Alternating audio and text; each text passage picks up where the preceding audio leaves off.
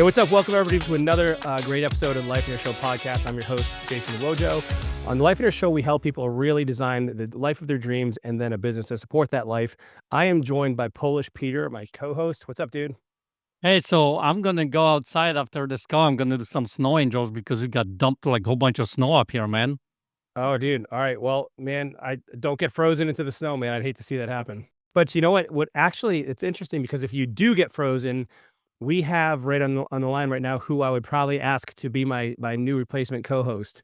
So you already she- hold on. You're already planning this? Well, no, I'm saying if you happen to get frozen in the snow, like No, it's I, a you little. know, You came up with this idea a little too quick, like right off the get-go here. it's, but listen, for all of our listeners right now, if you're watching this, like we are going to talk with Jacci Konkle, who just one of my favorite people on earth. She's awesome. Her and I started in Lifeonaire together way back in the day, and an awesome story. But what also is really cool is she's a Lifeonaire coach now. And Jacci, how long have you been a coach now? Actually, by the way, This is going into year 6. 6 years. Wow. Okay. Yeah, I know. Time So flies. So tell people, like, so first of all, like rewind us back to like when you first joined Lifeonaire and when I first met you, like where were you in life? Where were you in business? And what did things kind of look like? We were kind of in the same spot, weren't we, Wojo? I think I had more debt than you, though. I had more debt for sure. Yeah. Okay. So take me all the way back. Before joining the Lifeonaire coaching program, I had met Steve Cook because he came into our RIA and spoke. And my husband and I said, we're not bringing any checkbook in. We're not going to do anything. Whatever he's selling, we're not buying it. Right. But we had spent, tens of thousands of dollars on all these different TV people who came into town selling their wares on real estate. And we were investing in real estate. Well, we weren't quite investing yet, but we were wanting to. I had some rental property, but that was it. We really wanted to flip houses. And Steve Cook came to town. What he was talking about was pretty awesome. What he sold was pretty inexpensive compared to the tens of thousands of dollars we spent. So we bought his programs and we moved forward and started buying properties and started flipping properties. And then he was holding some special events and we would fly out to go like what's working now and real estate this year, whatever it was. And then he had one called the Secret Sauce, and we went to that one in Chicago, and that was what Lifeonaire was before it was called Lifeonaire. So we kind of got to see some of the ideas about Lifeonaire. And Brett and I were in a ton of debt. Most of it was mine, and he married it, so it became his. I owed. Did he know this or was it a He surprise? knew this full well. Yeah. He knew what he was marrying, married it anyway. But yeah, I had a lot of debt from trying a lot of businesses and failing. And from all the money we spent, trying to get real estate off the ground, things like that. But also, I owed the IRS a bunch of money. And of course, that also became his. So we were at a point when we joined Lifeonaire where we didn't have any credit, like literally couldn't get any credit because there was a federal tax lien against us, which means nobody will give you money for anything. All of our credit cards were pretty much maxed. Every once in a while, we'd pay a little bit here so we could use this card to pay that card and still charge something. It was kind of a mess. And honestly, the interest and the penalties, the late fees, all that kind of stuff was what was eating up what was left of the credit we had left on each card. We had a business, but it wasn't a super big or strong business because we were moving into flipping houses. So we were letting that business die. And I don't know what else. Like we were just really trying to figure it out. Now you were kind of, if I remember correctly, would you consider yourself an entrepreneur? Like you had the different ideas and you had all these different things you were doing and like kind of like No fault, right? Yeah, I started so many businesses. I had gotten involved in all kinds of MLMs and I had some success, at a little level of success in the last one that I shut down after joining Lifeonaire. But yeah, the business that we had currently been in was called tapless sandals. So they're just it's like the bottom of a flip-flop. They stick to the bottom of your feet. There's nothing between your toes. And what do you probably remember that from our retreats? And everybody was like, listen, you're doing the sandals or you're doing the real estate. What are you doing? And they made me sell that business, which was fine because it was very confusing. I never knew who was going to be on the other end of the line when I answered my phone, if they wanted to buy 1,000 sandals for their shop or if I was, buying a house. So it helped me clean up my voicemail and be very delineated in what I was doing. But yeah, I had started and failed in so many businesses, and the ones that made it didn't make enough to survive on. Um, and just throwing a lot of money against the wall in a lot of different things. But I'm one of those people who's quick to cut bait. So, throwing all the money after it, if it wasn't producing, I was always willing and ready when the time showed the opportunity to just say, okay, that's not working, and take an about face and go a different direction. What I find with a lot of our members today in our coaching program is that a lot of people hold on way too long. It's kind of like they continue to throw good money after bad. And I feel like that has made me be a better coach because I've had so many of those opportunities in life that no one can tell me that theirs is different, because I've done it so many times where I've thrown a bunch of money at something, a lot of time. I invested learning, I had sacrifice away from what I'd rather be doing or spending my money on. And so I've done the sacrificing of time and money, putting into things, and still, when it's shown to me that that isn't where it's at anymore, I need to turn away. I've always turned away and said, okay, I know I spent a lot of time and money, but I can't get it back by trying to make this work. It is not going to work. You just got to stop and go figure out something else. And I did that over and over. Yeah. So that quote unquote serial entrepreneur. Yeah. So talk to me about two aspects of that I think is really valuable for people to understand. One is like, how do you actually choose what it is you want to do? Um, or what are some of the suggestions you usually give people, your members, your students, if they're weighing multiple options? That'd be one thing. And the second thing, which I'm fascinated by, because I agree with you, I see a lot of people hold on way too long as well, Yeah. is how do you know when to cut bait? Like, how are there any? Is it a date thing? Is it a metric thing? Is it a gut feeling? Is it like, because these arguably are two of the most important questions that people have to answer when it comes to entrepreneurship and business. And you've been successful at it. So what are some of the lessons you could maybe unpack for some people who are experiencing this now or in the future may encounter this? Yeah. So as far as cutting it off, I forgot the first question. How do you know? Oh, how to choose? Like, you had all the bitches and you had, how do you see, you had to get it down to one, and like, how did you eliminate all the other ones? Like, how did you decide which ones to let go? Well, it's easier today, right? Because it's called vision. If you have a written vision, my favorite saying is that your vision gives you permission to say no, right? So if something just doesn't fit the vision, if you're going to have to pour way too much time or too much money or time with people you don't want to spend time with or in a location you don't want to be, fill in the blank. If it goes against your vision, that makes it easy to say, this isn't it. If it's in line with your vision, obviously easy to say, this fits what I'm looking for. Um, even your ethics. If it's a business that could bring in lots of money, but it's in an area where you ethically wouldn't generally participate. So you're against So Peter, drinking, you're not going to open a bar. well, Peter was offered a position as a pole dancer. Yeah, see, you couldn't do that. Listen, Good talk job, about Peter. ethics. Talk about ethics that I start questioning. I am talking with you here, so I mean that's a questionable thing that I need to figure out too. But Did anybody? Good. Spending time with who you always sit it with. Vojo, let's By the not way- go into the conversation about somebody being a pole dancer. Hold on, but I hope everybody got that because you're Polish, Peter. Yes, Get it? I am Polish. Yes. He's a Polish dancer. That's He's right. a Did it- It actually was a Polish dancer. So you back in the Dancer. You were a pole dancer, bro. yes, no Polish dancer, okay? But let's talk about a squirrel, okay? I would Let's like get the back- audience to type in the chat how I'm supposed to deal with this right now. All right. Too fun. Okay, so continue, Jackie, before What did I get before into? the senseless nonsense. Yeah. So when you said like how do you decide what to cut, and you started going through, is it metrics, is it the time invested, and you got to gut. I think it's gut, because it's kind of all of the above. But I've never been one to like. I don't do the statistics. I'm definitely not Dr. Wojo. I don't like lay out all of the numbers and metrics and statistics.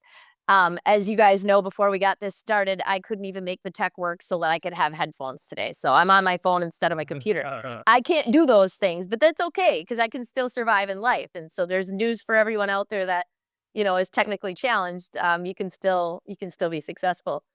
But I think really it's a gut check. It's knowing that you should be here by now and you're not.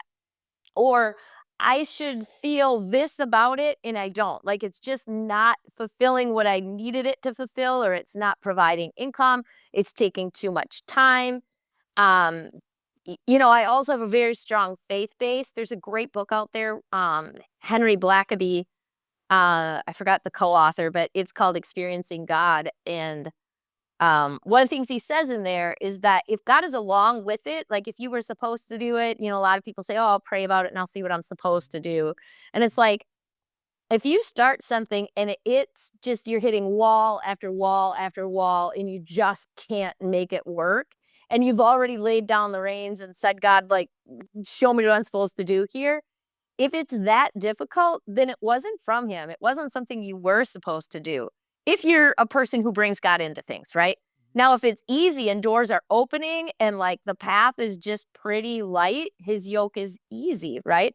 That means he's along in it, and you have that partner and you're in congruency with what you're supposed to be doing. So I know that a lot of that happens for me too, and Lifeonaire coaching comes along to that.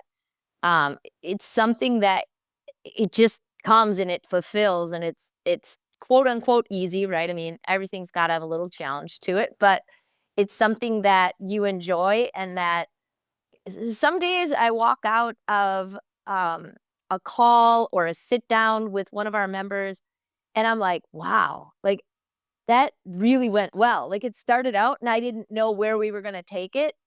And like none of that even came from me. Like I have no idea what I even said, but look at how the day turned around. And it's just really cool. So I know I'm supposed to be doing that, right? Like this, and I enjoy it and it works out well and the bumps are nothing.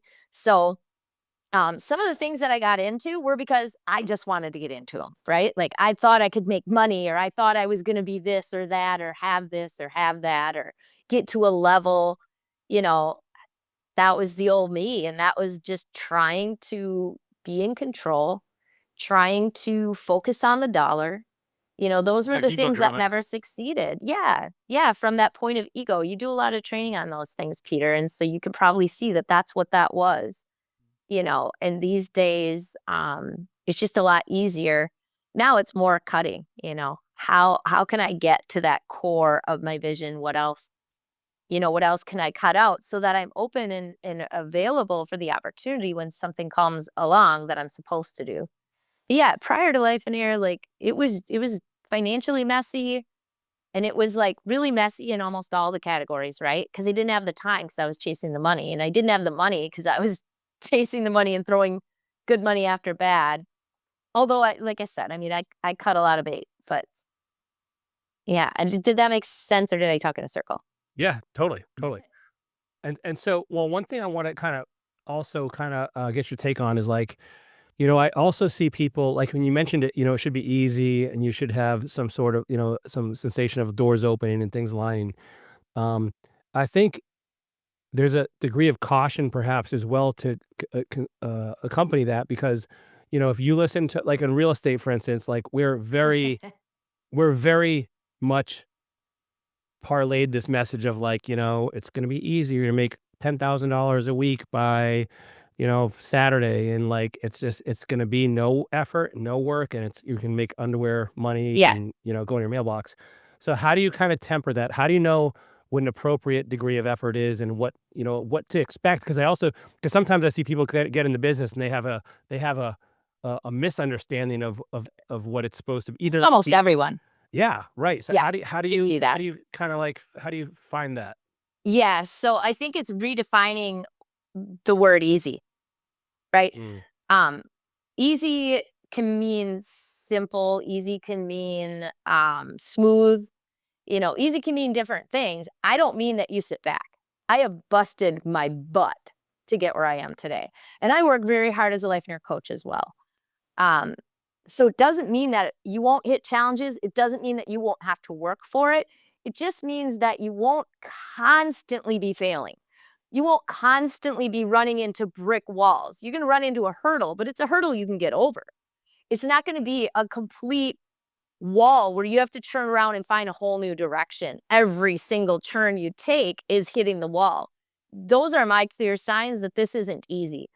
Easy means I hit a hurdle, but I can get over it and I just grew through it.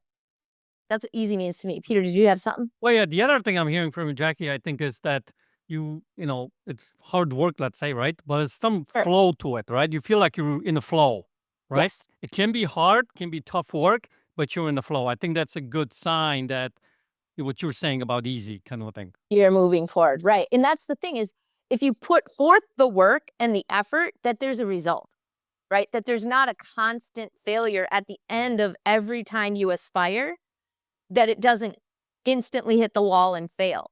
So easy to me means I work and I get a result. I continue to work, I get more growth. I get another result. If I'm just constantly hitting the wall and failing and nothing grows, nothing's building, the business isn't moving forward, that's when it's not easy. That's what I mean by easy, I guess. So thank you for calling that out because that's important. I mean, nothing that's worth it is just a breeze. Nothing other than scratching off a lottery and winning. There really isn't anything that's worth it that you won't have to put forth some effort, time, money, learning, whatever it is. You do need to grow into success. You're never going to sign up for anything that's just going to happen. There's nothing you're going to, no business you're going to open the front door, even a turnkey one that was previously built. See how fast you can run it in the ground if you don't put any work into it. Yeah. Yeah. Mm-hmm. Right. Well, and so I appreciate you unpacking that because I don't, if anything, this is going to sound very Lifeonaire-ish for a second. If you don't understand really what Lifeonaire is all about is I would say I work harder now than I ever have, but I've learned to really temper my efforts and focus them and when I say hard, what I mean is within my vision parameters. Yeah. And so I've realized my aspirations and my goals and everything I want to accomplish have grown quite a bit. But to me, I still want to accomplish those things while still, for instance, when my kids are home from school, I'm with the family. And so, but I've learned to kind of really focus and double down and work hard during those work hours that I have available. Now, it is for yourself as well, for Peter, it's very limited hours. So for instance, we all have, the life first philosophy, which keeps us kind of reined in and gives us those borders and those the bumpers for our day. But yeah, I just wanted to really make sure people understood. It's not that everything just flows to you and you can sit back and kind of it's just not reality. It's not. But what you just said too, you just preempted that with what I'm going to say might sound a little against Lifeonaire. And it kind of bothers me that people think Lifeonaires are just da, da, da, da, da, Yeah, right. we're just floating on a breeze. No one ever said that Lifeonaire is don't work or don't work hard or don't go after anything. That's not Lifeonaire at all. Lifeonaire just is being intentional. Being intentional about your life, like you said, you set up the calendar. Yeah. Yeah. I mean, we're still allowed to work. We're still allowed to work hard. We're still allowed to have what we want to have. It's just being intentional and being aware of how are we spending it and what is the opportunity cost? What did we give up to do this or to get that or to go there? Did we have to give up all the time with our kids to build a business? Is that your vision? If it's not, fix it, right? That's what it's about. And so I appreciate how you laid that out. Well, one thing that you said there, I want to touch on and double click is opportunity cost. I think Lifeonaires are very, very acutely aware of opportunity cost, whereas that can be an underappreciated or completely unappreciated aspect of how we run our days and how we schedule things and the way we conduct our business. And so for those of you who aren't, if you're not familiar with the term opportunity cost, it basically refers to the either the hidden unappreciated cost or the absolute obvious cost of doing one thing over another. So if I have a test tomorrow and I'm invited to a party and I don't go to the party, my opportunity cost is the fun I would have had at the party, but I've decided to exchange that for a better grade on my test. And so when you're working now you're saying no to those other things that you could be doing, like going to the gym or scrolling or whatever that is for you. And so it's really this choice, this deliberate choice. You use the word intentional, this intentional choice of making sure you are choosing the things that are in the highest alignment with your vision. Yeah, we like to remind our members that whenever you say yes to something, you literally just said no to everything else. So if you had five invitations for Saturday night, whatever you said yes to, you just said no to the other 4 opportunities of things to do. So it's the same in all of the time you have in your life. Every minute that you account for, everything you said yes to, you said no to all the other things you could be doing. But can't I just, get in a car and drive to all these different parties, throughout the Yeah, whole night? sure. Just That think, sounds like you won't have fun at any of them. but see, that's how, I don't. listen, but I think that's how people think a lot in life, right? Yep. Good It's point. like, I can do all these different things. And then guess what? You basically, like you just said, you don't have fun on any of them because you're like, get in there, say hi, and you have to leave. Like, Exactly. different things you don't actually get to fully enjoy, actually culminate what you're trying to accomplish here if you have 5 different things that you're trying to accomplish. That falls right into the box of people who have fooled themselves enough to think they can multitask. You really can only function on the one thing or focus on the one thing, and everything else is kind of. And if you're trying to focus on a bunch of things, that's not the definition of focus, and it is none of them are successful.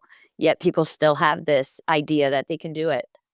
Well, and Yeah, where like the opportunity cost topic really, I think, is and it seems obvious when you talk about like work versus personal life, but sure. even if you look at work individually, when you spend time, whatever, designing a marketing campaign, that is time that you cannot be on the phone for customer service.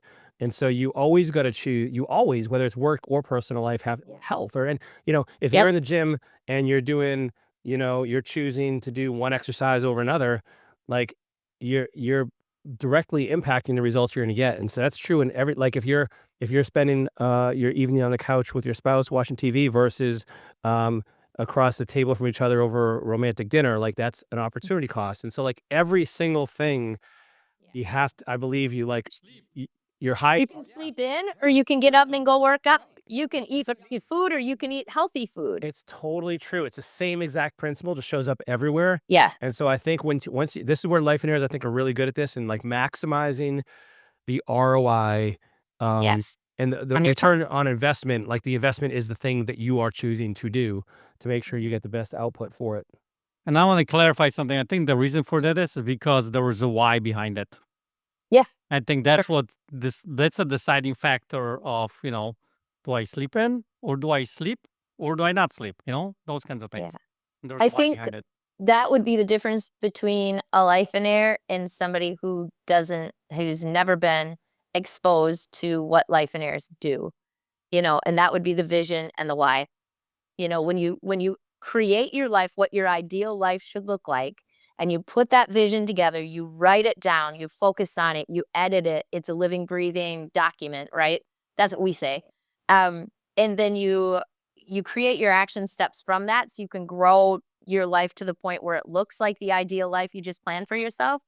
But you also have that driving why behind it, right? And the why is, you're working on your vision in the area of health, and you put all these things down that looks like your ideal life, but you have to really want that to be able to give up the chips and eat a carrot instead, or whatever it might be, to give up some sleeping in and get up and go to the gym, or to, whatever it is, but changing your health goals. You can write it down and you can say, this is what I want, but those action steps are the part where it gets hard, right? Yeah. To actually do the things to move yourself forward, whether it's friends, family, needs, wants, spiritual, charitable, all the different areas of our vision. And that's before we even get to business. But designing all those things and figuring out what are the action steps I have to take to get from where I am today to where my ideal life says I am. What are those things I have to do?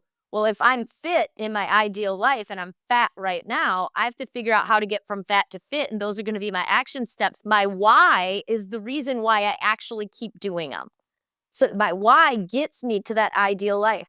And if I don't have a strong enough why. And I can't tell you how many members I've sat down with and they're like, I want this. And I'm like, you don't want this.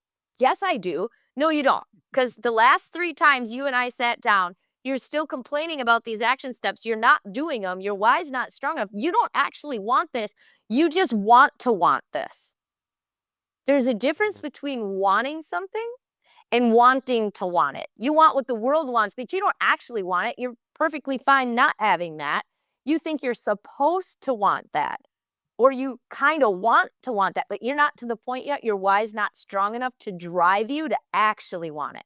So you're just going to be fat until you figure out everything else that's going on around it. And Peter can tell you there could be mindset, there could be all different facets in there, but that why is not driving the action steps. I just completed a fast. My goal was 84 hours. But as I went through it, and if anybody's against fasting, write me a letter later. Too bad. The body can survive 3 weeks without food, but only 3 days without water, 3 minutes without air. It's fine. I went without food. I had plenty of water. And at that hour, I was like, I need to do this longer. You guys, I made it 141 hours before I finally ate. And yeah, it was kind of crazy. Peter, what's your longest one? 117, 117. Oh, she just smoked you, bro. Yeah, I know. I didn't even try to, but it was like day 2 is always really hard for me. Day 3 is like getting over it. I'm telling you, 4, 5, and 6, breeze. Yep. Is nothing.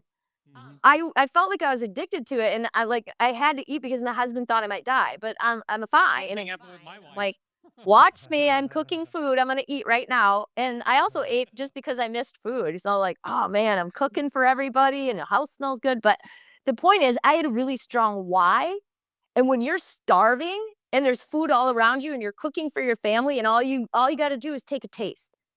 There's a driver that says, I know you want that. I know you're hungry. It smells really good, but you're not going to do it. And this is why.